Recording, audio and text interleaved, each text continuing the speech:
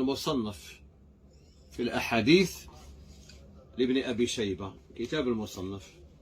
حدثنا أبو أسامة عن زهير قال سمعت أبا إسحاق، هذا أبا إسحاق السبيعي من التابعين، هذا عاش مع الصحابة رضي الله عنهم. وش يقول؟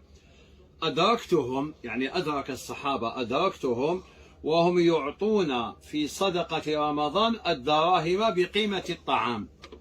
أدركتهم يعني أدرك الصحابة رضي الله عنهم وهم يعطون في صدقة رمضان الدراهم بقيمة الطعام.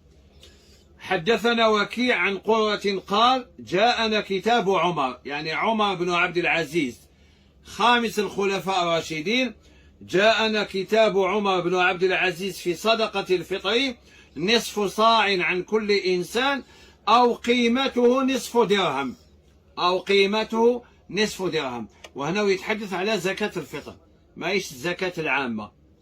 إذن سيدنا عمر بن عبد العزيز في خلافته والصحابة متوافرون يعطي أمر إما أن تخرج طعاما وإما أن تخرج دراهم.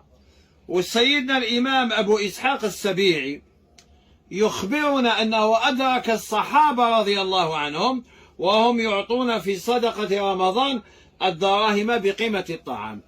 لنذهب إلى صحيح البخاري، إلى صحيح البخاري المجلد الثالث. اقرأوا معي، اقرأوا معي المجلد الثالث كتاب الزكاة صفحة 312.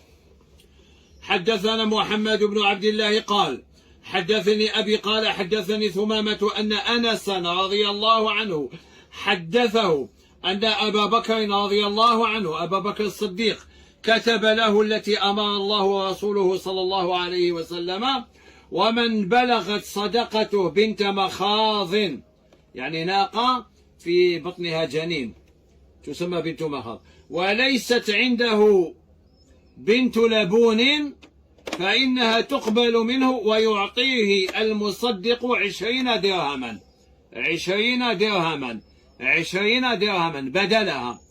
ولذلك نحن نتكلم عن مذهب أبي حنيفة والبخاري والحسن البصري وعمر بن عبد العزيز وابن حبيب وأشهب من المالكية الذين ذهبوا إلى جواز البدل، يعني هي وجبت طعاما، هل يجوز إخراجها مالا؟ قالوا يجوز.